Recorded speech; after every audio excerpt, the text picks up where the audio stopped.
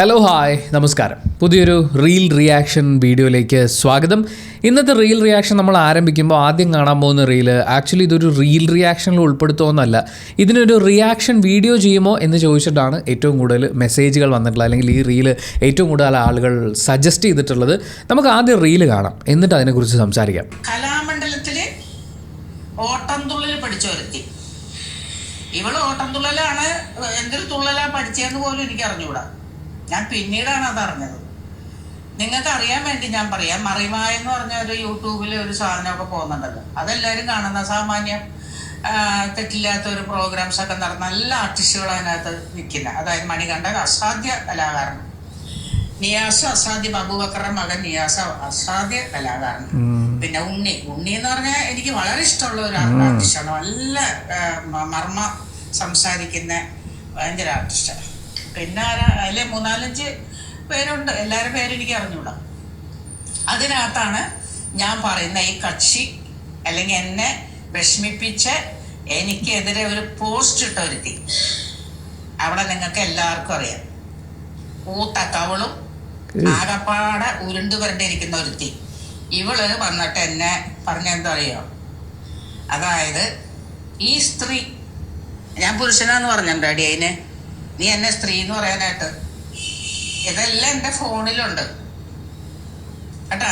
നീ പറഞ്ഞതെല്ലാം ഞാൻ സേവ് ചെയ്ത് വെച്ചിട്ടുണ്ട്. അതിനാണല്ലോ എനിക്ക് ഈ അവസരം വരുന്നുള്ള നീ വിചാരിച്ചില്ല അല്ലേ? വിചാരിച്ച നീ ഇത് കേൾക്കണം. അതിന് തന്നെയാണ് ഞാൻ പറയണത്.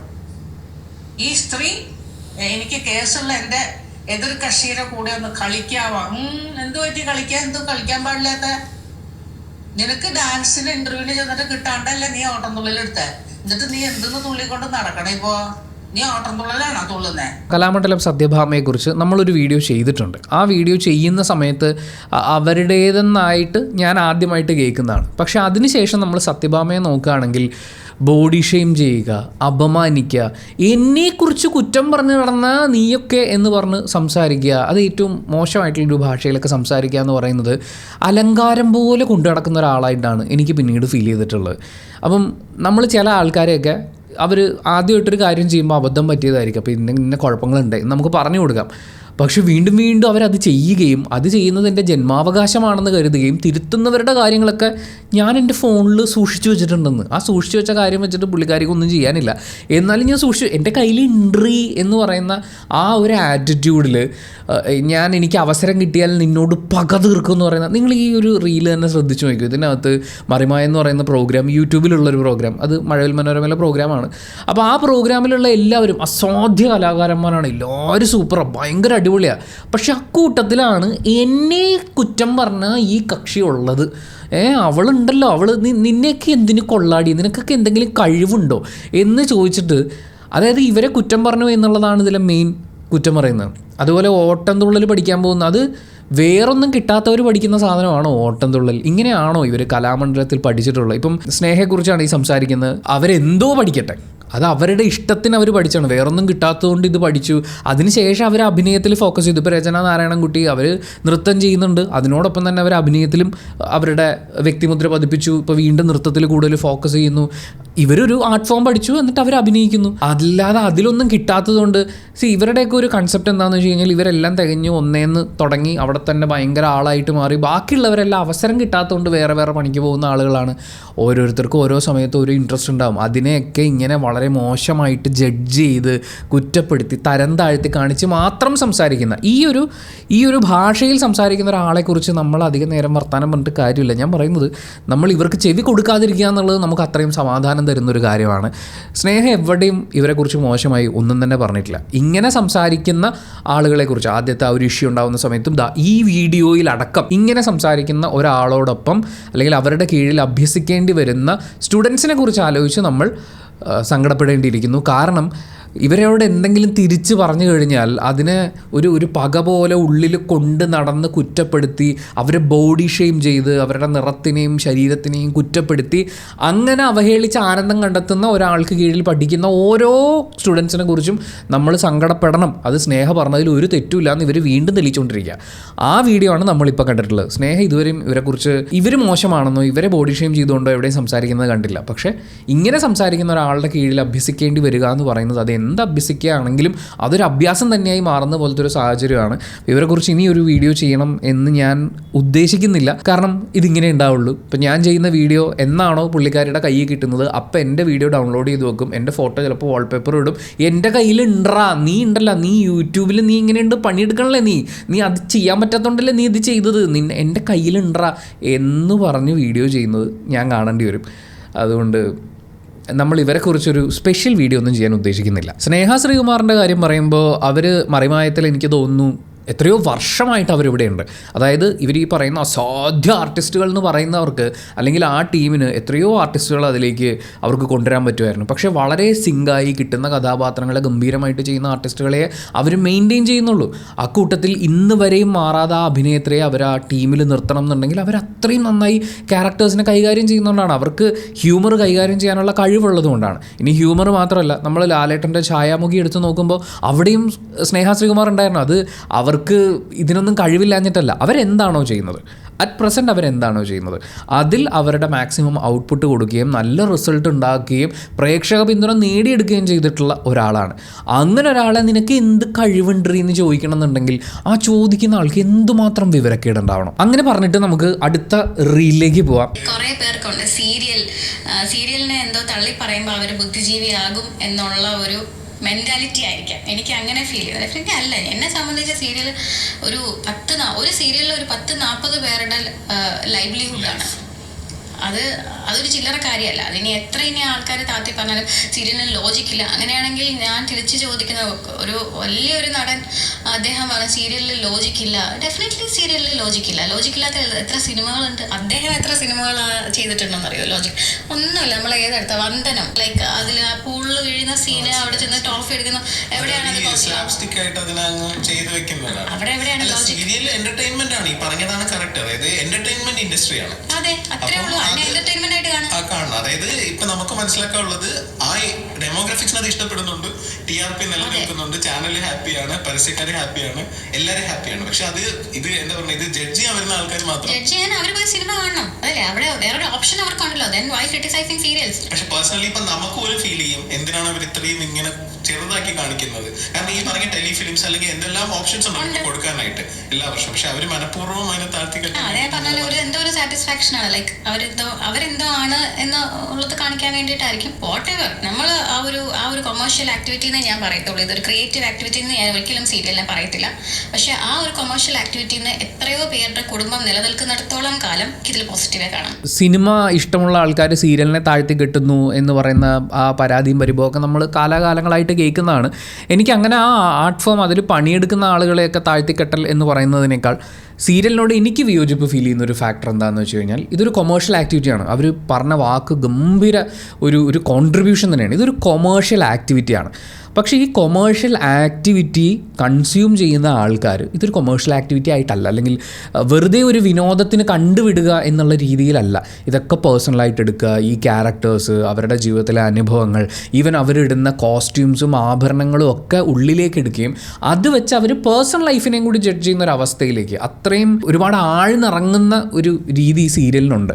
അതുണ്ടാക്കുന്ന ഫലങ്ങൾ എന്ന് പറയുന്നത് നമ്മളിപ്പോൾ നമ്മുടെ നാട്ടിലുള്ള പല ചിന്താഗതികളും ചിലതൊക്കെ മണ്ണടിഞ്ഞ് പോകണമെന്ന് നമ്മൾ ആഗ്രഹിക്കുന്നതും അൺലേൺ ചെയ്യുന്നതൊക്കെയാണ്. പക്ഷേ അതിനൊക്കെ വീണ്ടും ഓട്ടോയ്ക്ക് പോയി വിളിച്ചുകൊണ്ട് വന്ന് നമ്മുടെ ആളുകളിലേക്ക് ഇന്നും നിലനിർത്തിക്കൊണ്ട് പോകുന്നത്, ഇപ്പോൾ പറയില്ലേ നമ്മുടെ നാട്ടിലൊരു രീതി അതല്ലേ എന്ന് പറയില്ലേ, അങ്ങനെ കുറേ വൃത്തികെട്ട രീതികളുണ്ടായിരുന്നു. ആ രീതികളൊക്കെ നമ്മൾ ചവിട്ടി പുറത്താക്കാൻ നോക്കുമ്പോഴാണ് കുടുംബ പേരൊക്കെ ഇട്ടുകൊണ്ട് വന്നിട്ട് കുറേ ആളുകളൊക്കെ വന്നിട്ട് ഒത്തിരി സമയം ഇരുന്ന് അങ്ങനെ നമ്മൾ ഒഴിവാക്കി വിടേണ്ട കുറേ കാര്യങ്ങളെയൊക്കെ നോർമലൈസ് ചെയ്ത് കാണിച്ചുകൊണ്ടിരിക്കുന്നത്. അത് ഇന്നും നിലനിൽക്കുന്നതിൽ അല്ലെങ്കിൽ നിലനിർത്തി പോരുന്നതിൽ സീരിയലിനൊരു പങ്കുണ്ട്. അത് ഭയങ്കര മോശമായിട്ടുള്ളൊരു കാര്യമാണെന്നാണ് എൻ്റെ ഒരു അഭിപ്രായം. പിന്നെ പരസ്യം കൊടുക്കുന്നവരും ഇത് കാണുന്ന ആളുകളൊക്കെ ഹാപ്പി ആണല്ലോ. അപ്പോൾ പൊതുബോധത്തിനെ സാറ്റിസ്ഫൈ ചെയ്തുകൊണ്ട് പോകുക എന്ന് പറയുന്നത് അവരുടെ മെയിൻ ഘടകമാണ്. അതിൽ ലോജിക് ഉണ്ടോ ഇല്ലയോ നോക്കാമെന്ന് പറയുന്നത് ഇറ്റ്സ് എ ഫിക്ഷണൽ പരിപാടി. അതിലവർക്ക് എന്ത് വേണമെങ്കിലും ചെയ്യാം. പക്ഷെ അപ്പോഴും ഇത് കാണുന്ന ആൾക്കാർ ഇതിങ്ങനെ എടുക്കുന്നു എന്നുള്ളത് അവിടെ എനിക്കൊരു വിയോജിപ്പുണ്ട്. സീരിയലിലൂടെ ഇപ്പോഴും നോർമലൈസ് ചെയ്യപ്പെട്ടുകൊണ്ടിരിക്കുന്ന കുറേ പ്രശ്നങ്ങളുണ്ട്. പുള്ളിക്കാരുടെ വാക്ക് എനിക്ക് ഇഷ്ടപ്പെട്ടു. കൊമേഴ്ഷ്യൽ ആക്ടിവിറ്റി തന്നെയാണത്. കൊമേഴ്ഷ്യൽ ആക്ടിവിറ്റി ആണെങ്കിലും ആളുകൾക്ക് അഭിപ്രായം പറയാമല്ലോ. സിനിമ നമ്മൾ കാണുന്നത് 2 മണിക്കൂർ 2.5 മണിക്കൂറാണ്. അത്രയും സമയം കൊണ്ട് കണ്ടു, അത് കഴിഞ്ഞു. ക്യാരക്ടേഴ്സിന് നമ്മുടെ മുമ്പിൽ നിറഞ്ഞാടാൻ നമ്മൾ കൊടുക്കുന്ന സമയവും അതാണ്. പക്ഷേ ചില സീരിയലൊക്കെ എത്ര 100 കണക്കിന് ദിവസങ്ങൾ, വർഷങ്ങളോളമൊക്കെ നീണ്ടുപോവാണ്. അപ്പോൾ അത്രയും നാളെ എന്നും കാണുന്നതായി നമ്മൾ ഫീൽ ചെയ്യുന്ന ചില ക്യാരക്ടേഴ്സ് ഉണ്ടാവും. ഈ സീരിയൽ കാണുന്ന ആൾക്കാരുടെ കാര്യമാണ് പറഞ്ഞത്. അവരങ്ങനെ റിലേറ്റ് ചെയ്ത് നിൽക്കുന്ന ഒരു ക്യാരക്ടർ, അവർ പറയുന്നതൊക്കെ ശരിയാണ് ഇന്ന് ഈ കാഴ്ചക്കാർ വിശ്വസിക്കുകയും ചെയ്യുകയാണ്. അങ്ങനെ പല മോശമായിട്ടുള്ള കാര്യങ്ങളെയും സീരിയൽ ഇങ്ങനെ നോർമലൈസ് ചെയ്ത് പോകുമ്പോൾ, ഇപ്പോൾ സിനിമയിൽ കണ്ടു കഴിഞ്ഞാലും മോശമായിട്ടുള്ള, ഇപ്പോൾ ലോജിക്കിൻ്റെ കാര്യം പറയുന്നത് പോലെ സിനിമയിൽ മോശമായിട്ടുള്ളൊരു കാര്യം കണ്ടാൽ നമ്മൾ വിമർശിക്കും എന്ന് പറയുന്നത് പോലെ സീരിയലിലും മോശമായിട്ടുള്ള കാര്യങ്ങളുണ്ടെങ്കിൽ നമ്മളത് വിമർശിക്കുക തന്നെ ചെയ്യും. ഈ വിഷത്തിൻ്റെ കാര്യം പറയുമ്പോഴേ, വിഷം ഇപ്പോൾ നമ്മൾ സിനിമയുടെ കുപ്പിയിൽ അടച്ചുകൊണ്ട് വന്നാലും സീരിയലിൻ്റെ കുപ്പിയിൽ അടച്ചുകൊണ്ട് വന്നാലും വിഷമാണെന്ന് തന്നെ പറയണം. ഇവർ ഈ പറയുന്ന കൊമേഴ്ഷ്യൽ ആക്ടിവിറ്റിയിൽ കൊമേഴ്ഷ്യൽ ലാഭങ്ങളെല്ലാം ഇവർ ഉണ്ടാക്കിയെടുക്കുന്ന സമയത്ത് സമൂഹത്തിൽ ഉണ്ടാക്കിക്കൊണ്ടിരിക്കുന്ന ഒരു പ്രശ്നമുണ്ട്. ആ പ്രശ്നത്തിന് നമ്മൾ അഡ്രസ്സ് ചെയ്യണം. പക്ഷേ അത് അഡ്രസ്സ് ചെയ്യണമെന്ന് പറയുമ്പോൾ ഒരു വലിയ വിഭാഗം ആൾക്കാർ ഇവരുടെ കൂടെ നിൽക്കും. സീരിയലിന് എന്താ കുഴപ്പം എന്ന് ചോദിക്കും. കാരണം അവരുടെ ഉള്ളിൽ കിടക്കുന്ന, അവർ കഴുകിക്കളയേണ്ടതായ കുറേ ചിന്തകളും കുറേ പാരമ്പര്യ ആചാരങ്ങൾ എന്നൊക്കെ വേണമെങ്കിൽ പറയാം, അങ്ങനെയൊക്കെയുള്ള കുറേ കാര്യങ്ങളെ നോർമലൈസ് ചെയ്യുന്നതാണ് സീരിയൽ. അപ്പം സീരിയൽ നല്ലതായിട്ട് അവർക്ക് തോന്നും. പക്ഷേ നമ്മൾ അൺലേൺ ചെയ്യാൻ തുടങ്ങുന്ന സമയത്ത് നമുക്ക് ഇതിനകത്തുള്ള പ്രശ്നങ്ങൾ മനസ്സിലാവാൻ തുടങ്ങും. അപ്പോൾ ഉറപ്പായി നമ്മൾ വിമർശിക്കും. തീരാത്ത കടം കൊണ്ട് വലിയുകയാണോ നിങ്ങൾ? എങ്കിൽ വെറും 7 കുരുമുളക് മതി നിങ്ങളുടെ കടങ്ങളെല്ലാം വീടാൻ. ഇതെന്താ ചെയ്യേണ്ടത് വെച്ചാൽ നമ്മൾ ഈ 7 കുരുമുളക് എടുത്ത് വീടിന്റെ പുറത്ത് ഞാൻ വെച്ച് ബ്രിട്ടീഷുകാർക്ക് കൊടുക്കാനാണ്. നമ്മൾ 7 പ്രാവശ്യം നമ്മളെ ഒഴിയുക. 7 പ്രാവശ്യം നമ്മളിങ്ങനെ 7 പ്രാവശ്യം ഇങ്ങനെ ഒഴിഞ്ഞതിന് ശേഷം നമ്മൾ ഈ കുരുമുളക് ദൂരേക്ക് എറിയുക. അപ്പൊ നമ്മളുടെ എല്ലാ ബുദ്ധിമുട്ടുകളും, എല്ലാ നെഗറ്റീവും ഈ കുരുമുളകിലേക്ക് വന്നിട്ടുണ്ടാകും. ഇത് നമ്മൾ എറിഞ്ഞതിന് ശേഷം തിരിഞ്ഞു നോക്കാതെ അത് പറ്റി അത്രയേ വേണ്ടൂ. ഞാൻ വിചാരിച്ചേ കുരുമുളക് അർത്ഥം തന്നെയാണല്ലോ, അത് തേടിയാണല്ലോ ബ്രിട്ടീഷുകാരും ഡച്ചുകാരും പോർച്ചുഗീസുകാരും ഒക്കെ ഇങ്ങോട്ട് വന്നത്. അങ്ങനെ നമ്മൾ ഈ 7 കുരുമുളക് എടുത്ത് മുളപ്പിച്ച് നമ്മൾ ഇവർക്ക് കയറ്റുമതി അങ്ങനെയൊക്കെ പറഞ്ഞാലും കുഴപ്പമില്ലായിരുന്നു. 7 കുരുമുളക് ഒഴിഞ്ഞിട്ട് എനിക്കറിയില്ല കേട്ടോ, ഇനിയിപ്പം എൻ്റെ കുഴപ്പം കൊണ്ടായിരിക്കാം. അങ്ങനെ 7 കുരുമുളക് ഒഴിഞ്ഞ് പുറത്തേക്ക് എറിഞ്ഞിട്ട് തിരിഞ്ഞു നോക്കാതെ നടന്നതിൻ്റെ പേരിൽ കടബാധ്യതകളിൽ നിന്നൊക്കെ രക്ഷപ്പെട്ടിട്ടുള്ള ഒരാളാണ് നിങ്ങളെങ്കിൽ തീർച്ചയായും കമൻറ്റ് ചെയ്യൂ. ഞാനും ആ 7 കുരുമുളകിൻ്റെ ഐഡിയ ഒന്ന് ശ്രമിച്ചു നോക്കാം. എൻ്റെയിലും കുറച്ച് കടങ്ങളുണ്ട്. ഏറ്റവും കൂടുതൽ ശ്വാസം മുട്ടിച്ചിട്ടുള്ള ഒരു ഇതുപോലത്തെ ഒരു അന്ധവിശ്വാസം ഓരോരുത്തരുടെ വിശ്വാസങ്ങളാണല്ലോ, നമുക്കാണല്ലോ പുറമേ നോക്കുമ്പോൾ ഇത് കോമഡി ആയിട്ട് തോന്നാറുള്ളത്. അതായത് മറ്റേ ഉപ്പും ഉണക്കമുളകും എല്ലാം കൂടി കൊണ്ടുവന്നിട്ട് ഒഴിഞ്ഞിട്ട് തുപ്പിക്കും, എന്നിട്ട് അത് കൊണ്ടുപോയി തീയിലിടും. ഇത് ഞങ്ങൾ എറണാകുളത്ത് താമസിക്കുമ്പോഴുള്ള പ്രശ്നം എന്താണെന്ന് വെച്ച് കഴിഞ്ഞാൽ നമുക്ക് ഗ്യാസ് അടുപ്പാണല്ലോ, ഇത് മറ്റേ വിറകിൽ കൊണ്ടുപോയിടണം, ഇടുമ്പോൾ ഇത് പൊട്ടുകയൊക്കെ ചെയ്യും. അപ്പോൾ അതിന് വേണ്ടിയിട്ട് വീടിൻ്റെ പുറകിൽ 2 ഇഷ്ടിക കൂട്ടിയിട്ട് ഒരു അടുപ്പുണ്ടാക്കുന്ന സെറ്റപ്പ് വരെ ഉണ്ടായിരുന്നു. പക്ഷേ എന്നിട്ട് വല്ല ഗുണമുണ്ടായോ? കണ്ണു വെക്കാനുള്ളവരെല്ലാം കണ്ണു വെച്ച്, കടം കയറാനുള്ളത് മുഴുവൻ കടം വന്ന്. ഇതിനിടയ്ക്ക് ഒരു അമ്മ സ്ഥിരമായിട്ടൊരു ജോത്സ്യനെ കാണാൻ പോകുമായിരുന്നു. എനിക്ക് ജോത്സ്യനെ കാണാൻ പോകുന്നതിലൊന്നും വിയോജിപ്പില്ല കേട്ടോ. പക്ഷേ ഞാനൊക്കെ ഒരു 6 7 പഠിക്കുന്ന സമയത്ത് അങ്ങേർക്ക് കൊടുത്തിരുന്ന ദക്ഷിണയുടെ ഞാനിപ്പോൾ ഒന്ന് കാൽക്കുലേറ്റ് ചെയ്യുമ്പോൾ, ഞാൻ ചേർത്തലുള്ളൊരു ജോത്സ്യൻ, അപ്പോൾ ചേർത്തലയിൽ പോയിട്ടുള്ള എണ്ണം വെച്ച് നോക്കിയാൽ തന്നെ അത്രയൊക്കെ തന്നെ അമ്മയ്ക്ക് കടം ഉണ്ടാവുള്ളൂ. അത് മുഴുവൻ കൊണ്ടിട്ട് ജോത്സ്യന് കൊടുത്തിട്ട് ജോത്സ്യം പറയണ പ്രതിവിധിയും പൂജയൊക്കെ ചെയ്തിട്ട് ആഴ്ചക്ക് അങ്ങനെയൊക്കെ പൂജ ചെയ്ത് കഴിഞ്ഞാൽ കടം മാറും എന്നൊക്കെ പറഞ്ഞിട്ട് നമ്മൾ പല വിശ്വാസങ്ങളും കടബാധ്യതകൾ നമുക്കിപ്പോൾ കൂടുതലായി വരുന്നത്, അല്ലെങ്കിൽ അതുകൊണ്ട് നമ്മൾ സ്ട്രഗിൾ ചെയ്യുന്നതിൻ്റെ ഒരു കാരണം നമുക്ക് വരുമാന മാർഗ്ഗങ്ങൾ കൂടുതൽ കണ്ടെത്തണം എന്നുള്ളതും ചിലവ് നമ്മൾ കൺട്രോൾ ചെയ്യണം എന്നുള്ളതുമാണ്. അത് പഠിക്കാനും നമ്മൾ എഫേർട്ട് ഇട്ട് കഴിഞ്ഞാൽ നിങ്ങൾ പ്രാർത്ഥിച്ചോളൂ, പൂജ ചെയ്തോളൂ, 7 കുരുമുളക് തലങ്ങും വിലങ്ങും എറിഞ്ഞോളൂ, എല്ലാം ഓക്കെയാണ്. പക്ഷേ ചിലവ് കൺട്രോൾ ചെയ്യാതെ, വരവ് കൂട്ടാൻ ശ്രമിക്കാതെ നമ്മൾ ഈ പറയുന്ന കുരുമുളക് ഊതിയിട്ടോ അല്ലെങ്കിൽ ഉണക്കമുളക് കത്തിച്ച് ആകാശത്തേക്ക് എറിഞ്ഞിട്ടോ ഒന്നും ഒരു കാര്യമില്ല. നിങ്ങൾ കുരുമുളക് എറിഞ്ഞത് അറിഞ്ഞിട്ട് നിങ്ങൾക്ക് മറ്റേ കാശ് കടം തന്ന ആൾക്കാർ അയ്യോ അവൻ കുരുമുളക് എറിഞ്ഞു അതുകൊണ്ട് കടം തിരിച്ചു ചോദിക്കാൻ പാടില്ല എന്ന് വിചാരിക്കില്ലല്ലോ. അയാൾക്ക് കൊടുക്കാനുള്ള കാശ് കൊടുത്തേ പറ്റൂ. ആ കാശ് കൊടുക്കാനുള്ള ഒരു വഴി തെളിഞ്ഞ് വന്നാൽ നമ്മളത് കൊടുക്കും. നിങ്ങൾക്ക് ചിലപ്പം വേറെ എന്തെങ്കിലും ഒരു മുൻപെപ്പോഴോ പണിയൊക്കെ ചെയ്തതിൻ്റെ പൈസയോ അല്ലെങ്കിൽ നിങ്ങൾ ആർക്കെങ്കിലും കടം കൊടുത്ത പൈസയോ ഒക്കെ തിരിച്ചു കിട്ടുന്ന സമയത്ത് ചിലപ്പോൾ ഇയാളുടെ പൈസ കൊടുക്കാൻ നിങ്ങൾക്ക് പറ്റുമായിരിക്കും. ഈ ഒരു പ്രോസസ്സിൻ്റെ ഇടയിലായിരിക്കും നിങ്ങൾ കുരുമുളക് എറിയാൻ പോയത്. അപ്പം നിങ്ങൾക്ക് പൈസ കിട്ടിയത് കുരുമുളക് എറിഞ്ഞുകൊണ്ടാണെന്ന് നിങ്ങൾ വിശ്വസിച്ചോളൂ. പക്ഷേ അൾട്ടിമേറ്റ്ലി നമ്മൾ ഇടേണ്ട എഫേർട്ട് നമ്മൾ ഇടണം. അല്ലാതെ കുരുമുളക് എറിയാൻ പോയിട്ട് യാതൊരു ഗുണമില്ല എന്നുള്ളതാണ്. പക്ഷേ ഇത് ഒരുപാട് ആളുകൾക്ക് റിലേറ്റ് ചെയ്യാൻ പറ്റും. എനിക്ക് 100% ഉറപ്പാണ് ഈ റീല് കണ്ടിട്ടുള്ള ഒരു 20-30% ആൾക്കാരെങ്കിലും 7 കുരുമുളക് അടുക്കളയിൽ നിന്ന് പെറുക്കി എറിഞ്ഞിട്ടുണ്ടാവും. കുരുമുളകിനൊക്കെ ഇപ്പം നല്ല വിലയാണ് എന്നുള്ള കാര്യം കൂടി മനസ്സിലാക്കുക. എറിഞ്ഞ് കളയാനൊരു പറമ്പ് നിങ്ങൾക്കുണ്ടെങ്കിൽ നിങ്ങൾ അവിടെ കുരുമുളക് കൃഷി ചെയ്യും. അപ്പോൾ പിന്നെ അതിൽ നിന്ന് കുറച്ചുകൂടി മെച്ചമുണ്ടാവും. അല്ലാതെ എറിഞ്ഞ് കളഞ്ഞിട്ട് തിരിഞ്ഞ് കടന്നു കഴിഞ്ഞാൽ 7 കുരുമുളകിൻ്റെ കാശും കൂടി പോവുള്ളൂ എന്ന് പറഞ്ഞിട്ട് നമുക്ക് അടുത്ത റീലിലേക്ക് പോവാം. എന്താണത്?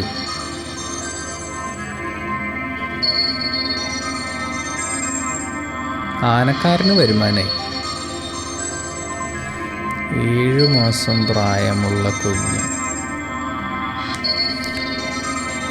അയ്യോ, എന്നിട്ട് കുഞ്ഞ് നിലത്ത് വീണ. എന്തുവാടേ?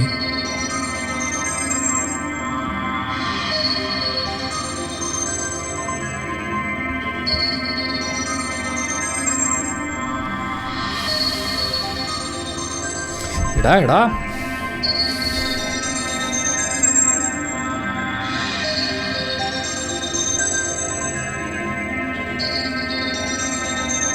ഏതവനാടാ അതായത് കുഞ്ഞുങ്ങൾ എന്നൊക്കെ പറഞ്ഞു കഴിഞ്ഞാൽ ഭയങ്കര ഫ്രജൈലായിട്ടുള്ള, അതുകൊണ്ടാണ് നമ്മൾ സൂക്ഷിച്ചുകൊണ്ട് നടക്കുന്നത്. നിങ്ങൾ ശ്രദ്ധിച്ചിട്ടുണ്ടോയെന്ന് അറിയില്ല, മറ്റൊരുവിധപ്പെട്ട എല്ലാ ഈ പ്രസവിക്കുന്ന ജീവികളും കുഞ്ഞ് ജനിച്ച ഉടനെ വളരെ കുറച്ച് സമയങ്ങൾക്കുള്ളിൽ തന്നെ നടക്കാൻ തുടങ്ങും. കാരണം അവരുടെ പ്രസവ സമയം എന്ന് പറയുന്നത് ആ കുഞ്ഞൊരു പുറത്തിറങ്ങി നടക്കാൻ പാകത്തിനേക്ക് ഒരു പ്രായത്തിലേക്ക് എത്തുമ്പോഴാണ്. മനുഷ്യൻ്റെ കുഞ്ഞിനെയാണ് മനുഷ്യൻ ഇങ്ങനെ കൊണ്ട് നടക്കുക. കാലുറച്ചിട്ടുണ്ടാവില്ല, കഴുത്തുറച്ചിട്ടുണ്ടാവില്ല, തലയുറച്ചിട്ടുണ്ടാവില്ല. അപ്പം നമ്മൾ അത്രയും കെയർ ചെയ്ത് കൊണ്ട് നടക്കണം. വെറുതെ കെയർ ചെയ്ത് കൊണ്ട് നടക്കുകയല്ല, പുറത്തുനിന്ന് വരാൻ സാധ്യതയുള്ള രോഗാണുക്കളും അതും ഇതും അങ്ങനെയുള്ള ഒരുപാട് കാര്യങ്ങളിൽ നിന്ന് കെയർ ചെയ്താണ് നമ്മൾ കുഞ്ഞുങ്ങളെ കൊണ്ട് നടക്കേണ്ടത്. അങ്ങനെ അവരെ ഹെൽത്തി ആക്കി വെക്കുക എന്നുള്ളതാണ്. 7 മാസം പ്രായമുള്ള കുഞ്ഞിനെ നിങ്ങൾ ബഞ്ചി ജമ്പിങ്ങിനൊന്നും കൊണ്ടുപോകുന്നില്ലല്ലോ അതിൻ്റെ പേടി മാറാൻ വേണ്ടിയിട്ട്. അതിനെ ഹൊറർ സിനിമയ്ക്ക് കയറ്റാനൊന്നും ഇല്ലല്ലോ. പിന്നെ എന്തിനാണ് ആനയുടെ മൂട്ടിൽ കൂടി അതിനെ നടത്തിക്കുന്നത് എന്നെനിക്ക് മനസ്സിലാവുന്നില്ല. അതും 7-ാം മാസത്തിൽ ഞാൻ ആനയുടെ മൂട്ടിൽ പോയിട്ടുണ്ടായിരുന്നു എന്ന് വിചാരിച്ചിട്ട് ഏത് കുഞ്ഞാണ് ജീവിതത്തിൽ പേടിക്കാതിരിക്കുക? നമ്മളിപ്പോൾ ഞാൻ ഇങ്ങനെ സംസാരിച്ചുകൊണ്ടിരിക്കുമ്പോൾ പെട്ടെന്ന് പുറകിലൊരു ശബ്ദം കേട്ടാൽ ഞാൻ ഞെട്ടും. എൻ്റെ പേടിയാണോ? എനിക്ക് ഇരുട്ട് വരുമ്പോൾ മനുഷ്യന് സ്വാഭാവികമായി പേടി വരുന്നത് നമ്മുടെ സെൻസസ് പലതും കട്ടാവുന്നുണ്ട്. അപ്പം നമുക്കൊരു പേടി വരും. അതിൻ്റെ കൂടെ കുട്ടിക്കാലത്ത് നമ്മൾ കേട്ട് വളർന്നിട്ടുള്ള കുറേ കഥകൾ, ഈ 7 മാസം പ്രായമുള്ള ആനയുടെ മൂട്ടിൽ പോയിട്ടുള്ള കൊച്ചിനെ നിങ്ങൾ കുറച്ച് പ്രേത കഥകൾ കുഞ്ഞ് നാളിലെ പറഞ്ഞ് പേടിപ്പിച്ച് അത് പേടിക്കേണ്ടതാണെന്ന് അതിനെ പഠിപ്പിച്ചു കൊടുത്താൽ അതിന് ഉറപ്പായും പേടിയുണ്ടാവും. ഇപ്പോൾ ഒരു കുഞ്ഞ് ചെറിയൊരു ടേബിളിൻ്റെ മുകളിലേക്ക് വലിഞ്ഞ് കയറി കുറച്ച് ഹൈറ്റുള്ളൊരു സ്പേസിൽ നിൽക്കുമ്പോൾ അതിൻ്റെ അമ്മ കുറച്ച് മാറി നിന്നിട്ട് അയ്യോ എൻ്റെ കുഞ്ഞ് എന്ന് പറഞ്ഞാൽ ആ കുഞ്ഞിനെ പിടിച്ചു കഴിഞ്ഞാൽ ഈ കുഞ്ഞ് വിചാരിക്കുന്നത് ഹൈറ്റ് ഉള്ളിടത്ത് ഞാൻ പേടിക്കേണ്ട എന്തോ ഉണ്ട്, എൻ്റെ അമ്മയും അച്ഛനും എന്നെ പ്രൊട്ടക്റ്റ് ചെയ്യണം. ഇങ്ങനെ നമ്മൾ പഠിപ്പിച്ചു കൊടുക്കുകയാണ് കുഞ്ഞുങ്ങൾക്ക് പേടിക്കേണ്ട കാര്യങ്ങൾ എന്തൊക്കെയാണ്. ചൂടുള്ള ഒരു പാത്രം എന്ന് പറയുന്നത് അയ്യോ ചൂട് എന്ന് നമ്മൾ പറഞ്ഞാൽ കുഞ്ഞും പേടിക്കും. പിന്നെ ജീവിതത്തിൽ എപ്പോഴെങ്കിലും പൊള്ളുമ്പോൾ കുറച്ചും കൂടി അതിനെക്കുറിച്ചൊരു ശാസ്ത്രീയ അറിവൊക്കെ നേടും.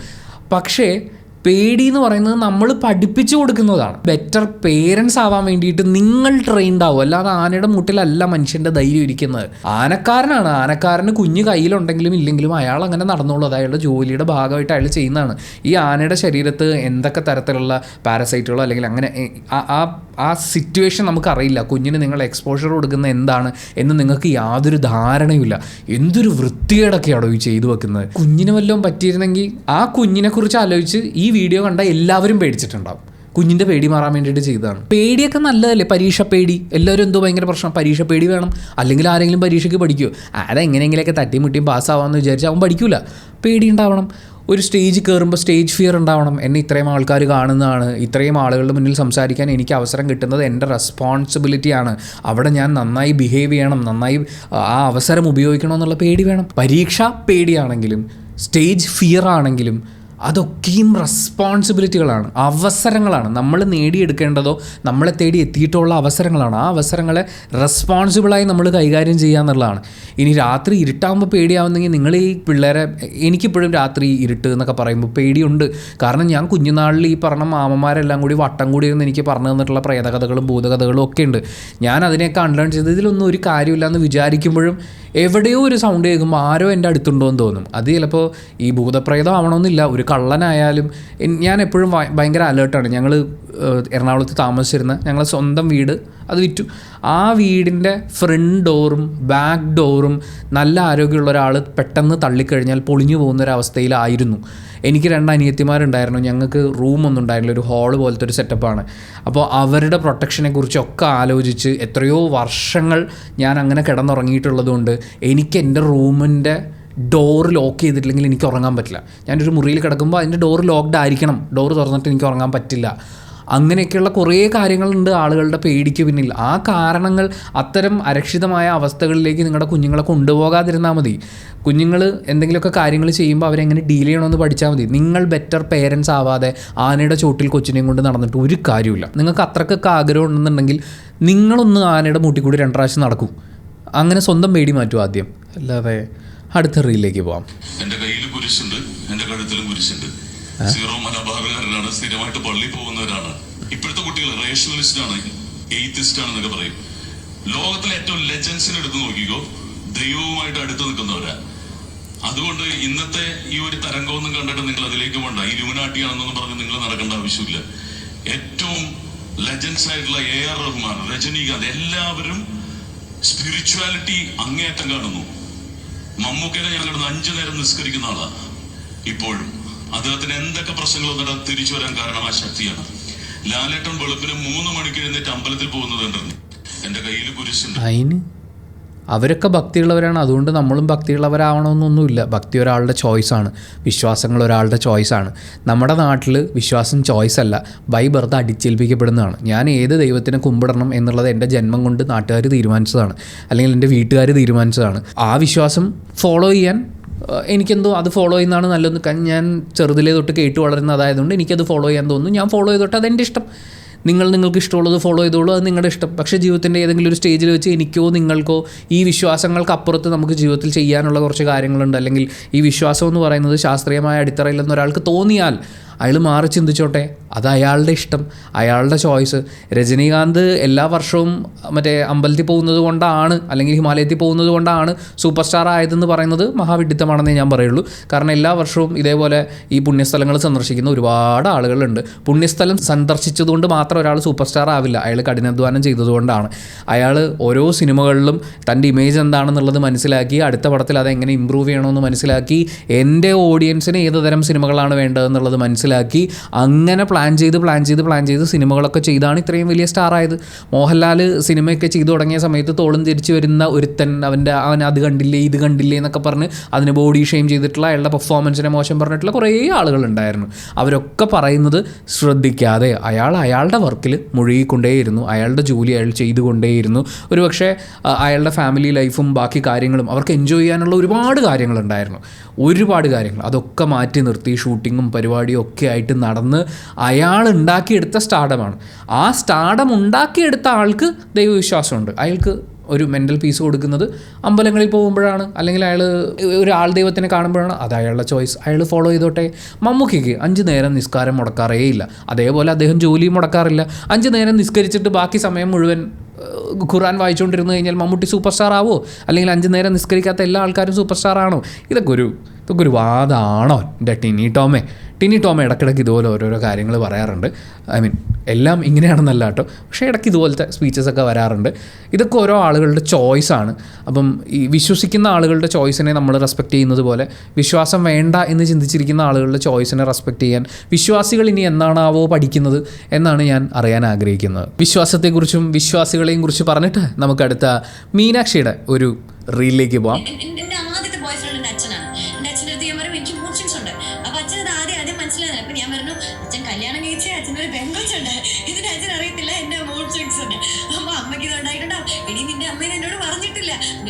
കുഴപ്പം തന്നെയാണ്. അപ്പൊ ഞാൻ വിളിച്ചിരുത്തി പറയും, എനിക്ക് മൂഡ് സ്വിങ്സ് ഉണ്ട്. എന്റെ മൂഡ് സ്വിങ്സ് എന്ന് വെച്ചാൽ ഇപ്പൊ എനിക്ക് പീരീഡ്സ് ആവുന്ന സമയത്തോ അല്ലെങ്കിലോ അതിന് മുന്നോ ഒക്കെ എനിക്ക് മൂഡ് സ്വിങ്സ് ഉണ്ടാകും. ചിലപ്പോൾ ഇരുപ്പിൽ എനിക്ക് കരച്ചിൽ വരും. അതെനിക്ക് അച്ഛയോടുള്ള ദേഷ്യം കൊണ്ടാവണമെന്നില്ല, അതുപോലെ എനിക്ക് ആൺകുട്ടികളുടെ ഫ്രണ്ട്സിൻ്റെ അടുത്തും എനിക്ക് നിങ്ങളോടുള്ള ദേഷ്യം കൊണ്ടാവണമെന്നില്ല.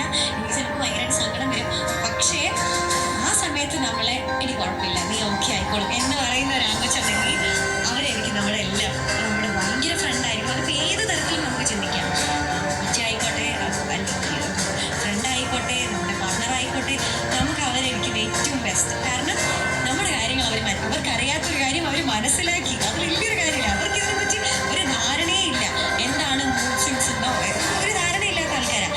അവരെ നമുക്ക് വേണ്ടി നമ്മളെന്ന് പറയുന്ന ഒരു പേഴ്സണാലിറ്റിയോടുള്ള ഇഷ്ടം കൊണ്ട് അവരത് മനസ്സിലാക്കി. ഓക്കെ, ഈ കുട്ടിയെ കംഫോർട്ടബിൾ ആക്കണം എന്നുണ്ടെങ്കിൽ നമ്മൾ ഇതൊക്കെ മനസ്സിലാക്കണം. അതുകൊണ്ട് അവരത് മനസ്സിലാക്കുന്നു, കുഴപ്പമില്ല കേട്ടോ, കൂടെയുണ്ട് എന്ന് പറയുന്നത് അത് വലിയൊരു കാര്യമാണ്. അത് അവര് പെൺകുട്ടികളാണെങ്കിൽ നമുക്കിത് അറിയാം, വേറൊരു പെൺകുട്ടിക്ക് ഇന്ന പ്രശ്നമുണ്ട് എന്നുള്ളത്. പക്ഷെ ആൺകുട്ടികൾക്ക് ഇത് അറിയില്ല. അവർ നമുക്ക് വേണ്ടി ഇത് മനസ്സിലാക്കുന്നു എന്നുള്ളത്, അതാണ് അവർ ജീവിതത്തിൽ എടുക്കുന്ന ഏറ്റവും വലിയ എഫേർട്ട്. അവർ നമുക്ക് വേണ്ടി കാര്യങ്ങൾ മനസ്സിലാക്കുന്നു. മീനാക്ഷി ഇതിൽ അഡ്രസ്സ് ചെയ്തിട്ടുള്ള ഒരു വലിയ ജേർണിയുടെ ഒരു പോർഷനാണ് മീനാക്ഷി ഇവിടെ അഡ്രസ്സ് ചെയ്യുന്നത്. അതായത് ആണുങ്ങൾക്ക് ഇങ്ങനെയുള്ള ടേംസ് ഒന്നും അറിയില്ല. കാരണം സ്ത്രീകൾ എന്ന് പറയുന്നത് വീട്ടിൽ തന്നെ ഇരിക്കേണ്ടവരാണ്. അവരുടെ ഈവൻ പീരീഡ്സ് വരുന്ന സമയത്തൊന്നും മറ്റേ വീട്ടിൽ കയറാൻ പോലും അർഹതയില്ലാതിരുന്ന മറ്റൊരു സ്ഥലത്ത് താമസിക്കണമെന്നൊക്കെ വിചാരിച്ചിരുന്നിടത്തുനിന്ന് സ്ത്രീകൾ അവരുടെ സ്വാതന്ത്ര്യങ്ങളെക്കുറിച്ച് സംസാരിക്കാൻ തുടങ്ങി, അവരുടെ ഫിസിക്കൽ കണ്ടീഷൻസിനെ കുറിച്ച് സംസാരിക്കാൻ തുടങ്ങി. എനിക്കിപ്പോഴും ഓർമ്മയുണ്ട്, നമുക്ക് പ്രളയം വന്നതിന് മുൻപും ശേഷവും എന്ന് സാനിറ്ററി നാപ്കിൻസിനെ കുറിച്ച് പറയുമ്പോൾ നമുക്ക് പറയാൻ പറ്റും. കാരണം പ്രളയം ഉണ്ടായ സമയത്ത് ആവശ്യമുള്ള സാധന സാമഗ്രികൾ പറയുമ്പോൾ ഒരു വലിയ നീഡായിട്ട് ആ സമയത്ത് പറഞ്ഞിരുന്നത് സാനിറ്ററി നാപ്കിൻസ് ലഭ്യമാകണം എന്നുള്ളതാണ്. പാഡുകൾ ആവശ്യമാണ് എന്ന് പറയുന്നത് അതിന് മുമ്പ് മനസ്സിലാക്കിയിട്ടുള്ള ആളുകളുണ്ടാവും.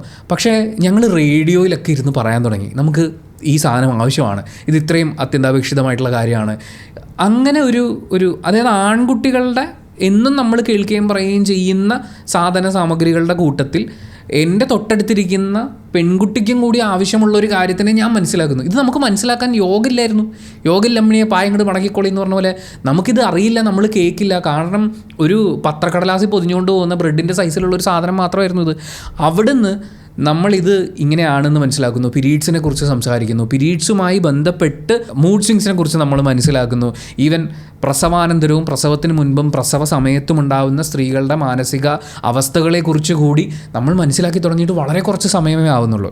പക്ഷേ ഈ കുറഞ്ഞ സമയം കൊണ്ട് തന്നെ തൻ്റെ കൂടെ ഇരിക്കുന്ന ആളെ മനസ്സിലാക്കുക, അയാൾക്ക് ഇങ്ങനൊരു സിറ്റുവേഷൻ ഉണ്ട്, ആ സിറ്റുവേഷനിൽ ഞാൻ ഇങ്ങനെ ബിഹേവ് ചെയ്യുന്നതാണ് അയാളെ കംഫർട്ടബിൾ ആക്കുക. ഇതൊരു കുറച്ച് സമയത്തേക്കുള്ളൊരു കാര്യമാണ്, നമ്മളൊന്ന് കൂടെ നിന്നാൽ അവരത്രയും ഓക്കെ ആവും, ഹാപ്പി ആവും എന്നുള്ള തിരിച്ചറിവിലേക്ക് എത്തുന്ന ആൺകുട്ടികളെയും നമ്മൾ അംഗീകരിക്കണം.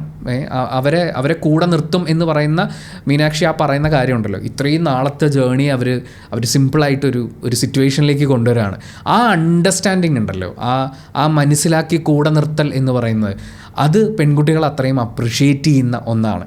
അതിനെ മിസ്യൂസ് ചെയ്യാൻ ശ്രമിക്കുന്ന ആളുകളും അല്ലെങ്കിൽ അതിനെ വളരെ മോശമായി ചിത്രീകരിക്കുന്ന ആളുകളും ഒക്കെ ഉണ്ട്. നമ്മൾ സോഷ്യൽ മീഡിയയിലൊക്കെ നോക്കിയാൽ ഇപ്പോൾ മൂഡ് സ്വിങ്സ് എന്ന് പറയുന്നതിനെ ഒരു ട്രോൾ മെറ്റീരിയലായിട്ട് ഉപയോഗിക്കുന്ന ആളുകളുണ്ട്.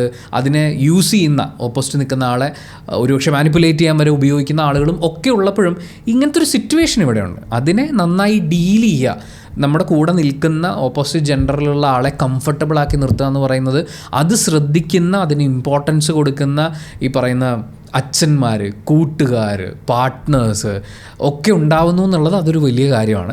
അതിനെ മീനാക്ഷി ഒരു പോസിറ്റീവ് സെൻസിൽ അഡ്രസ്സ് ചെയ്തിരിക്കുകയാണ്. ഇനി നമുക്ക് അടുത്ത റീലിലേക്ക് പോവാം. ചെറുക്കന് മഞ്ഞളുള്ള അലർജി ആണെങ്കിൽ അവനോട് പരിപാടിയിൽ നിന്ന് മാറി നിൽക്കാൻ പറ, അല്ലാതെ ഹൽദി എന്ന് പറയുന്ന ചടങ്ങ് വേണ്ടാന്ന് വെക്കാൻ പറ്റത്തില്ല. 2030 കല്യാണം. പോരാത്തതിന് അതൊക്കെ പിള്ളേരുടെ ഭാവിയെ ബാധിക്കുന്ന കാര്യങ്ങളാണ്. ഈ പെണ്ണാണെങ്കിൽ ഇവിടെ 10,000-20,000 രൂപ മുടക്കി എവിടെ നിന്നാണ് കുറെ മൈലാഞ്ചി വാങ്ങിച്ചിട്ടു. അതല്ല, നിങ്ങൾ ഇതെന്തൊരു മണ്ടത്തരയെ പറഞ്ഞ് ബ്രൈറ്റ് ടു ബി പരിപാടിക്കകത്ത് ചെറുക്കന്റെ ഫ്രണ്ട്സും വരാനോ?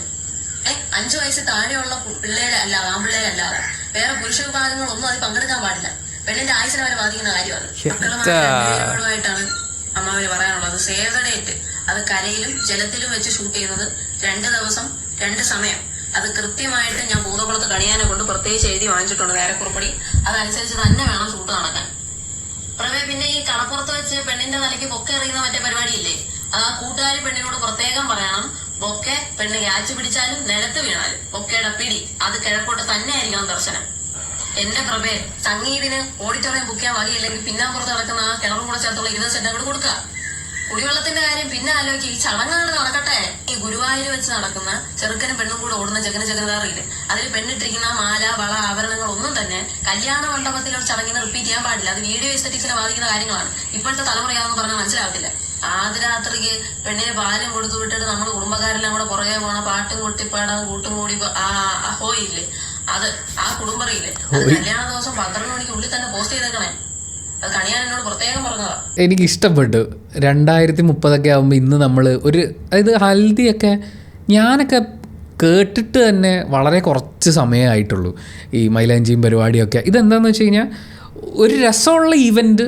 എല്ലാവർക്കും ഈ കല്യാണം എന്നൊക്കെ പറയുമ്പോഴേക്കും അത് ഒരിക്കൽ മാത്രമുള്ള ചടങ്ങാണ്, അപ്പോൾ അത് വളരെ കളർഫുള്ളായിട്ടുണ്ടാവണം, എൻ്റെ ലൈഫിലെ മോസ്റ്റ് ഇമ്പോർട്ടൻ്റ് ഡേ ആണ്, അവിടെ എനിക്കിങ്ങനെ സെലിബ്രേറ്റ് ചെയ്യണം, ഞാൻ ഹാപ്പി ആയിരിക്കണം എന്നൊക്കെ ചിന്തിച്ചുകൊണ്ട് പലരും നല്ല നല്ല ഇവൻറ്റുകളൊക്കെ അവരുടെ ലൈഫിലേക്ക് ഇതുപോലെ ഒരു കല്യാണ പരിപാടിയിൽ ചിലപ്പം കൊണ്ടുവരും.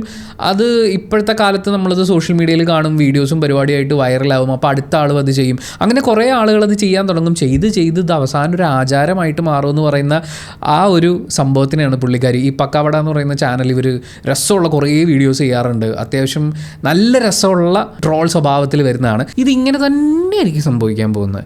ഇന്ന് നമ്മൾ കാണുന്ന പല ആചാരങ്ങളും നോക്കിയിട്ടുണ്ടെങ്കിൽ പണ്ട് ചിലപ്പോൾ വെറുതെ തുടങ്ങി. നമ്മൾ ഒരു ബേസിക് കോമൺ സെൻസ് വെച്ച് ആലോചിച്ച് നോക്കുമ്പോൾ അന്ന് ആരോ തുടങ്ങി ഇപ്പം എല്ലാവരും ചെയ്തുകൊണ്ടിരിക്കുന്നു എന്നുള്ളതിനപ്പുറത്തേക്ക് പല കാര്യങ്ങൾക്കും കൂടെ ലോജിക്കില്ല. എന്തായാലും ഈ ക്രിയേറ്ററിനോട് പറയാനുള്ളത്, you are doing A wonderful job, continue this.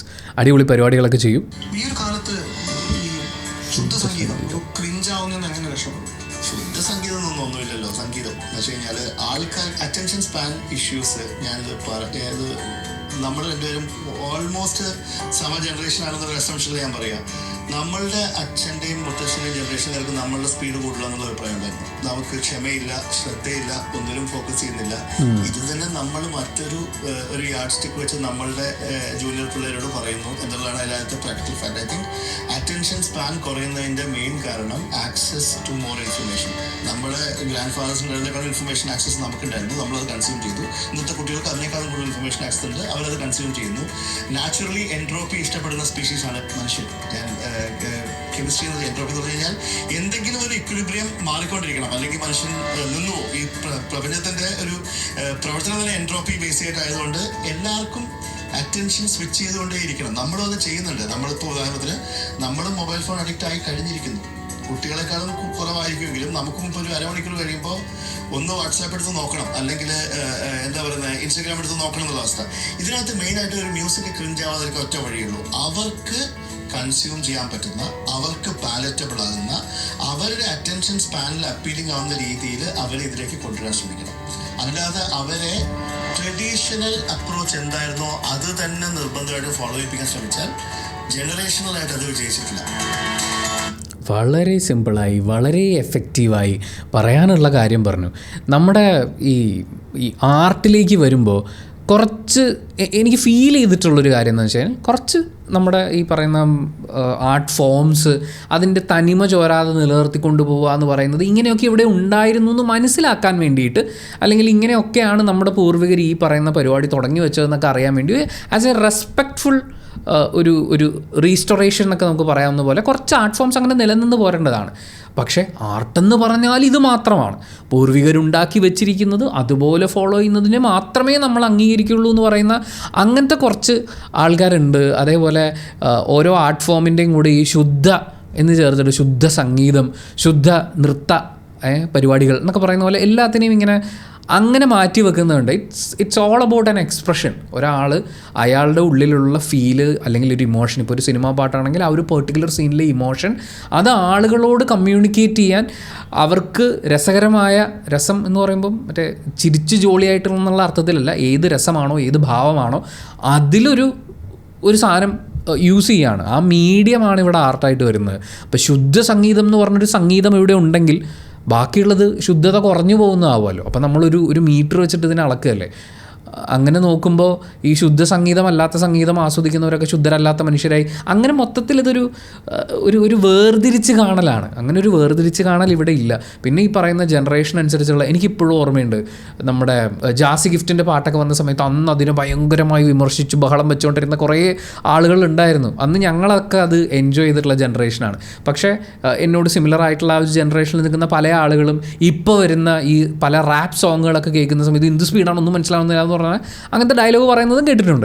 ഇതിങ്ങനെ മാറി വന്നുകൊണ്ടിരിക്കും. ജനറേഷൻസ് മാറുന്നത് കൊണ്ടാണ്. അവിടെ ഈ അറ്റൻഷൻ സ്പാൻ ഒരു ഘടകമാണ്. അതുപോലെ മാറി വരുന്നൊരു സ്റ്റൈലുണ്ട്, ലൈഫ് സ്റ്റൈലുണ്ട്, സമയം ഒരു വലിയ ഘടകമാണ്. നമ്മുടെ ചുറ്റുമുള്ള കാര്യങ്ങളോട് നമ്മൾ കമ്മ്യൂണിക്കേറ്റ് ചെയ്യുന്ന രീതി, ഇങ്ങനെയൊക്കെയുള്ള കുറേ കാര്യങ്ങൾ കാലങ്ങൾക്കനുസരിച്ച് മാറി വന്നുകൊണ്ടിരിക്കുകയാണ്. അപ്പോൾ അതിനനുസരിച്ച് സംഗീതത്തിലും മാറ്റം ഉണ്ടാവും. ശുദ്ധ സംഗീതം എന്നൊക്കെ പറഞ്ഞ് ഒരു സാധനത്തിന് നിങ്ങൾ സൂക്ഷിച്ചു വെക്കുക എന്ന് പറയുന്നത് നാളെ അതിനെ എൻകാഷ് ചെയ്യാൻ വേണ്ടിയിട്ടാണ്, അതിനെ സെല്ല് ചെയ്യാൻ വേണ്ടിയിട്ടാണ്. ശുദ്ധ സംഗീതം ഞങ്ങളുടെ കയ്യിൽ മാത്രമേ ഉള്ളൂ, അതുകൊണ്ട് ഇത്ര കോസ്റ്റാണെന്നൊക്കെ. അങ്ങനെ ആർട്ടിനെ നിങ്ങൾ ഈ ജാതി കൊടുക്കല്ലേ. ഇവർ കുറച്ച് കൂടിയ ജാതി ആർട്സാണ്, ഇത് കുറച്ച് കുറഞ്ഞ ജാതിയുള്ള ആർട്സാണ് എന്ന് പറയുന്ന പോലെ അങ്ങനെ കൊടുക്കരുതെന്നാണ് എനിക്കും പറയാനുള്ളത്. നെക്സ്റ്റ് റീലിലേക്ക്. എന്റെ പാർട്ണർ എനിക്ക് എന്ത് പ്രൊവൈഡ് ചെയ്യുന്നു എന്ന് നോക്കി നിൽക്കുന്ന ഒരാളല്ല. എനിക്ക് ജീവിക്കാനുള്ളത് ഞാൻ ഉണ്ടാക്കണം എന്നുള്ള മൈൻഡ് സെറ്റാണ് എനിക്ക്. അദ്ദേഹത്തിന് എന്തെങ്കിലും ആവശ്യങ്ങൾ വന്നാൽ അത് സാധിച്ചു കൊടുക്കാനും എനിക്ക് പറ്റണം. അങ്ങനത്തെ ഒരു മൈൻഡ് സെറ്റിലാണ് ഞാൻ അതാണ് എൻ്റെ ഒരു നേച്ചർ. എനിക്ക് അതേ പറ്റുള്ളൂ. അല്ലാണ്ട് പാർട്ണറിന്റെ ചെലവില് ജീവിക്കണം എന്ന് ആഗ്രഹിക്കുന്ന ഒരാളാണ് ഞാൻ. അതുകൊണ്ടാണ് എനിക്കിപ്പോൾ ആദ്യമൊക്കെ വന്ന പ്രപ്പോസൽ എനിക്ക് വലിയൊരു ജോലിക്കാരൊക്കെ വരുമ്പോൾ എനിക്കത് മേ ബി ഒരു വേറെ പെൺകുട്ടികളൊക്കെ എനിക്ക് ഓക്കെ പറയുമായിരിക്കും, ഗവൺമെന്റ് ജോലിക്കാരും അങ്ങനെയൊക്കെ വരുമ്പോൾ ഓക്കെ പറയുമായിരിക്കും. പക്ഷെ എനിക്ക് എന്തൊക്കെയോ ഞാൻ മിസ് ചെയ്യും എന്നുള്ളൊരു തോന്നലാണ്. ഞാൻ ആഗ്രഹിച്ച ലൈഫ് എനിക്ക് കിട്ടില്ല എന്നൊരു തോന്നൽ വരുമായിരുന്നു. അവരവരുടെ ലൈഫിലെ ചോയ്സിനെ കുറിച്ചാണ് സംസാരിക്കുന്നത്.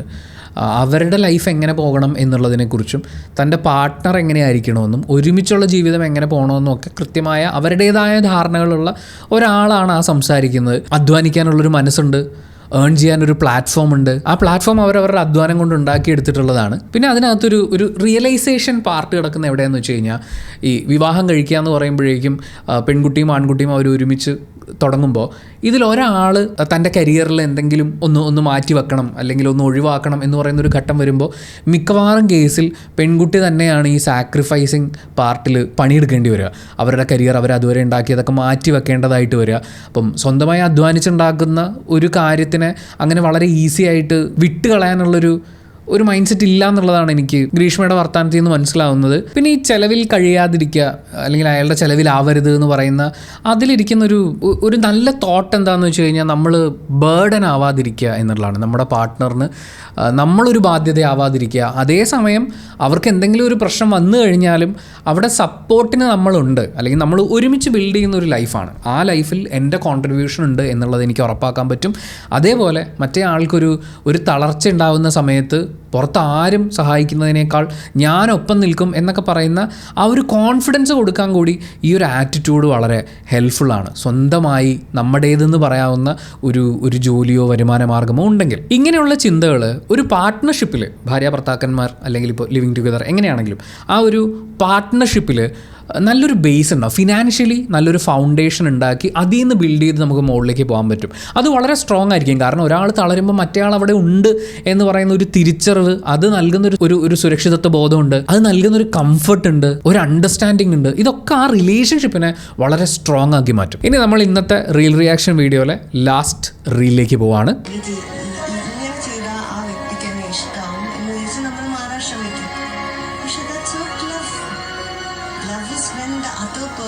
എനിക്ക് ഞാൻ സ്നേഹിക്കുന്ന ഒരാൾക്ക് ആളുടെ നല്ലതും ചീത്തതും കാണാനും കേൾക്കാനും അത് ആക്സെപ്റ്റ് ചെയ്യാനും പറ്റുന്നതാണ് സ്നേഹം. നമ്മുടെ നാട്ടിൽ ഏത് റിലേഷൻഷിപ്പ് തുടങ്ങും വെച്ചാൽ 100% ഒന്നും ഞാൻ പറയുന്നില്ല കേട്ടോ, അല്ലാതെയൊക്കെ ഉണ്ടാവുമായിരിക്കും. പക്ഷേ ഒരുവിധപ്പെട്ട എല്ലാ റിലേഷൻഷിപ്പിൻ്റെയും തുടക്കത്തിൽ നമ്മൾ ഈ ചീത്ത കാണിച്ചു കൊടുക്കില്ല. ചിലപ്പം അപ്പുറത്ത് നിൽക്കുന്ന ആൾ നമ്മുടെ നല്ലയും ചീത്തയും ഒക്കെ അക്സെപ്റ്റ് ചെയ്യാനും മനസ്സിലാക്കാനും നമ്മൾ തിരുത്തേണ്ടത് എവിടെയാണെന്ന് ചൂണ്ടിക്കാണിച്ച് തരാനും ഒക്കെ പറ്റുന്ന ആളായിരിക്കും. പക്ഷേ ആരും ഇത് കാണിക്കില്ലടോ. ഞാൻ എൻ്റെ സ്വഭാവത്തിൻ്റെ ഏറ്റവും നല്ല വശങ്ങൾ അങ്ങോട്ട് കാണിച്ചുകൊണ്ടിരിക്കും, എൻ്റെ ഓപ്പോസിറ്റ് നിൽക്കുന്ന ആൾ അവരുടെ എല്ലാ വശങ്ങളും ഇങ്ങോട്ട് കാണിക്കും. നമ്മൾ ഒരുമിച്ച് ചോദിച്ചാൽ സൂപ്പർ, അടിപൊളി, എന്ത് രസമാണ്, എന്ത് വൈബാണെന്ന് പറഞ്ഞാൽ നമ്മൾ ഒരു ഹണിമൂൺ ഫേസിലൊക്കെ ഇറ്റ്സ് ഫൈൻ. പക്ഷേ അതിന് ശേഷവും അതങ്ങനെ തന്നെ മെയിൻറ്റെയിൻ ചെയ്തുകൊണ്ട് പോയിട്ട് ഏതെങ്കിലും ഒരു ഘട്ടത്തിൽ ഇത് പൊളിഞ്ഞു വീഴും. ഇത് പൊളിഞ്ഞു വീഴുമ്പോൾ എന്താണെന്ന് വെച്ചാൽ അപ്പുറത്തെ സൈഡിലുള്ള ആൾക്ക് ഒരു പ്രശ്നവും അല്ലെങ്കിൽ അവരിൽ മോശമായിട്ടൊന്നുമില്ല എന്ന് നമ്മൾ ധരിച്ചിരുന്നിടത്തുനിന്ന് ഒരു ലോഡ് കാര്യങ്ങളുണ്ടെന്ന് നമുക്ക് ഫീൽ ചെയ്യും. ചിലപ്പോൾ ഒരു ലോഡൊന്നും ഉണ്ടാവില്ല, പക്ഷേ ഒരു ലോഡ് ഉണ്ടെന്ന് ഫീൽ ചെയ്യും. അത് ഇങ്ങോട്ട് എക്സ്പ്രസ് ആകുമ്പോൾ ഈ സൈഡിൽ നിന്ന് അങ്ങോട്ടും ചിലപ്പോൾ എക്സ്പ്രസ് ആകും. അങ്ങനെ മൊത്തത്തിൽ നോക്കുമ്പോൾ ഞാൻ കംപ്ലീറ്റ് എൻ്റെ ലൈഫ് മുഴുവൻ നുണയായിരുന്നു എന്നൊക്കെ പറഞ്ഞ് ഇങ്ങനെ തകരുന്ന, ഇപ്പം പലരും പറയില്ലേ, പ്രേമിച്ച് വിവാഹം കഴിക്കുന്നൊരു വിവാഹശേഷം ഭയങ്കര പ്രശ്നത്തിലാവുന്നു എന്ന് പറയുന്നത് ഈ നല്ല വശം മാത്രം കാണിക്കുന്നുകൊണ്ടാണ്. നമ്മൾ നല്ലതും മോശവും കാണിക്കുകയും അതിലെങ്ങനെ നമുക്ക് ഒരുമിച്ച് വർക്ക് ചെയ്യാൻ പറ്റുമെന്നുള്ള ഒരു ധാരണയിലേക്ക് വരുമ്പോഴാണ് റിലേഷൻഷിപ്പ്സ് നന്നായിട്ട് വർക്ക് ചെയ്യുക. അല്ലെങ്കിൽ ചുമ്മാ നമുക്ക് അങ്ങോട്ടും ഇങ്ങോട്ടും കുറേ അടിപൊളി പരിപാടികളും ഇൻസ്റ്റാഗ്രാം പോസ്റ്റുകളൊക്കെ ആയിട്ട് നടക്കാം. കുറച്ച് നാൾ കഴിയുമ്പോൾ ഇത് മുഴുവൻ അവതാളത്തിലാവുമെന്ന് പറയുന്ന പോലെ. അല്ലെങ്കിൽ എല്ലാ കാലവും നുണ പറഞ്ഞ് ജീവിക്കുക, മറ്റേ ആളുടെ മുമ്പിൽ ഒരു ഫേക്ക് മുഖംമൂടി ഇട്ടിട്ട് കുറേ കാലം ജീവിക്കുക എന്നുള്ളതാണ്. ദാറ്റ്സ് നോട്ട്, അത് എത്ര നന്നാവുമെന്ന് എനിക്കറിയില്ല, എന്നെക്കൊണ്ട് സാധിക്കാത്തൊരു കാര്യമാണ്. നമ്മൾ വളരെ ജെനുവിനായിട്ടിരിക്കുക ഓപ്പോസിറ്റുള്ള ആളുടെ അടുത്ത്. റൂഡ് ആവുക എന്നല്ല കേട്ടോ. ചില ആൾക്കാർ ജെനുവിനായി ഞാൻ ഇങ്ങനെയാണ്, എൻ്റെ ഇമോഷൻസ് ഇതാണ്, എൻ്റെ നല്ലതും ചീത്ത ഇതാണെന്ന് പറയുമ്പോൾ ഭയങ്കര റൂഡായിട്ട് പെരുമാറും. അപ്പുറത്ത് നിൽക്കുന്നവനെ വിഷമിപ്പിച്ചുകൊണ്ട് ഞാൻ ഇങ്ങനെയാണെന്ന് പറയുന്നതല്ല ജെനുവിനിറ്റി എന്ന് പറയുന്നത്. നമ്മൾ ജെനുവിനായിരിക്കുക, നമ്മുടെ ക്യാരക്ടർ ജെനുവിനായി നമ്മൾ എക്സ്പ്രസ് ചെയ്യുക, നമ്മുടെ കാര്യങ്ങൾ അവർ മനസ്സിലാക്കുക, തുറന്നു പറയുക. അതിനുശേഷം നല്ലതും ചീത്തയും ഒരുമിച്ച് മാനേജ് ചെയ്യാൻ പറ്റുമെങ്കിൽ ആ റിലേഷൻഷിപ്പ് അങ്ങനെ പോവുക. അങ്ങനെ പോവുകയാണെങ്കിൽ അത് ഭയങ്കര ബ്യൂട്ടിഫുള്ളായിട്ട് പോകും. അപ്പുറം ഈ പറയുന്ന നമുക്ക് സ്നേഹത്തിൽ നമ്മുടെ എല്ലാം അങ്ങോട്ടും ഇങ്ങോട്ടും മനസ്സിലാക്കാനും അക്സെപ്റ്റ് ചെയ്യാനും പറ്റണം എന്ന് പറയുന്ന ഫാക്ടർ ഉള്ളപ്പോഴും അത് നമുക്ക് എക്സ്പ്രസ് ചെയ്യാനും പറ്റണം, നമ്മൾ ഓപ്പൺ ആയിരിക്കണം എന്ന് പറയുന്ന ഒരു ഫാക്ടറും കൂടി ആഡ് ചെയ്യണമെന്ന് തോന്നി. നമ്മളെ ജെനുവിനായി എക്സ്പ്രസ് ചെയ്യണം, മനസ്സിലാക്കി കൊടുക്കണം എന്ന് പറയുമ്പോൾ ചില ആൾക്കാർ ചോദിക്കും നമ്മുടെ 100% നമുക്ക് മറ്റേ ആൾക്ക് പറഞ്ഞ് മനസ്സിലാക്കി കൊടുക്കാൻ അല്ലെങ്കിൽ എക്സ്പ്രസ് ചെയ്യാൻ പറ്റുമോ. അത് പറ്റില്ല എന്നാണ് എനിക്കും പറയാനുള്ളത്. കാരണം നമ്മുടെ നാട്ടിലൊരു പ്രശ്നം എന്താ അറിയോ, നമുക്ക് നമ്മളെ തന്നെ പൂർണ്ണമായിട്ടും അറിയില്ല. പലപ്പോഴും പല സിറ്റുവേഷൻസ് വരുമ്പോൾ നമ്മൾ റിയാക്ട് ചെയ്യുന്നുണ്ട്, ഓ എനിക്ക് അങ്ങനെയൊക്കെ ചെയ്യാൻ പറ്റുമോ, അല്ലെങ്കിൽ ഞാൻ ഇങ്ങനെയാണോ എന്ന് നമ്മൾ തന്നെ തിരിച്ചറിയുന്നുണ്ടാവുക. കാരണം നമ്മുടെ നാട്ടിൽ നമ്മൾ കുഞ്ഞുങ്ങളായിരിക്കുന്ന സമയം മുതൽ നല്ല കുട്ടിയാവാൻ പഠിപ്പിക്കുക, നല്ല ആളിങ്ങനെ ആയിരിക്കണമെങ്കിൽ നമ്മളെന്താണ് എന്നുള്ളത് നമുക്ക് തന്നെ എക്സ്പീരിയൻസ് ചെയ്യാനുള്ളൊരു സാഹചര്യം കിട്ടിയിട്ടില്ല. ചിലപ്പോൾ അത് ലൈഫിൻ്റെ പല സിറ്റുവേഷൻസിലും നമ്മൾ മനസ്സിലാക്കിയൊക്കെ വരും. ചിലപ്പോൾ ഒരു റിലേഷൻഷിപ്പ് തുടങ്ങി കുറച്ച് കഴിയുമ്പോഴായിരിക്കും അത് മനസ്സിലാക്കുക. അപ്പോൾ റിലേഷൻഷിപ്പുകളിൽ പ്രശ്നങ്ങളുണ്ടാകും. നമുക്കത് പരിഹരിച്ച് പോകാൻ പറ്റുന്നതാണെങ്കിൽ പരിഹരിച്ച് പോവുക, പരിഹരിക്കാൻ പറ്റുന്നതല്ലെങ്കിൽ നമ്മൾ അതിനനുസരിച്ചുള്ള തീരുമാനങ്ങൾ എടുക്കുക. ഇറ്റ്സ് അപ് ടു യു, അത്രേ ഉള്ളൂ. നമുക്ക് പരിഹരിക്കാനും സഹിക്കാനും പറ്റാത്ത പ്രശ്നത്തിൻ്റെ പുറകെ പോകേണ്ട കാര്യം നമുക്കില്ല. പക്ഷേ നമുക്കറിയാവുന്നൊരു നമ്മളുണ്ടല്ലോ. ഇപ്പോൾ ഉണ്ണി എന്ന് പറഞ്ഞാൽ 100% ഇങ്ങനെയായിരിക്കും എന്ന് എനിക്ക് ഇന്നും അറിയില്ല. നാളെയും ചിലപ്പോൾ പല പ്രശ്നങ്ങളിലൂടെ കടന്നു പോകുമ്പോഴാണ് എൻ്റെ ഉള്ളിനുള്ളിൽ കിടക്കുന്ന ഞാൻ ആരാണെന്ന് ഞാൻ തന്നെ തിരിച്ചറിഞ്ഞു വരിക. അപ്പം എനിക്കറിയാവുന്നൊരു ഉണ്ണിയുണ്ട്. എനിക്കറിയാവുന്ന കാര്യങ്ങളെങ്കിലും ഞാനൊരു മറവെക്കാതെ എക്സ്പ്രസ് ചെയ്യുക എന്ന് പറയുന്നതല്ലേ നമ്മൾ ആ റിലേഷൻഷിപ്പിൽ ജെനുവിൻലി ഇടുന്ന എഫേർട്ട് എന്ന് പറയുന്നത്. അപ്പം അതുണ്ടാവട്ടെ എന്ന് ആശംസിച്ചുകൊണ്ട് നമ്മുടെ ലാസ്റ്റ് റീൽ വെച്ച് നമ്മൾ ഈ വീഡിയോയുടെ കൺക്ലൂഡ് ചെയ്യാണ്. അപ്പോൾ thank you so much for watching this video ഇഷ്ടപ്പെട്ടെന്ന് വിചാരിക്കുന്നു. ഇഷ്ടപ്പെട്ടിട്ടുണ്ടെങ്കിൽ ലൈക്ക് ചെയ്യുക, കമൻറ്റ് ചെയ്യുക, ഷെയർ ചെയ്യുക, സബ്സ്ക്രൈബ് ചെയ്യുന്ന കാര്യവും ഹൈപ്പ് ചെയ്യുന്ന കാര്യവും പരിഗണിക്കുക. ഇനിയും റീൽ റിയാക്ഷൻ വീഡിയോസ് തുടരുന്നതായിരിക്കും. അപ്പോൾ നിങ്ങൾ ഇതുപോലെ സ്ക്രോൾ ചെയ്തൊക്കെ പോകുന്ന സമയത്ത് കാണുന്ന റിയാക്ട് ചെയ്യേണ്ട സംസാരിക്കേണ്ട വിഷയങ്ങളാണെന്ന് തോന്നുന്ന റീലുകളുണ്ടെങ്കിൽ, രസകരമായ റീലുകളുണ്ടെങ്കിലും ഉണ്ണി വ്ളോഗ്സ് ഒഫീഷ്യൽ എന്ന് പറയുന്ന ഇൻസ്റ്റാഗ്രാം ID ഉണ്ട്, അതിലേക്ക് അയയ്ക്കുക. And thank you so much for watching this video. By.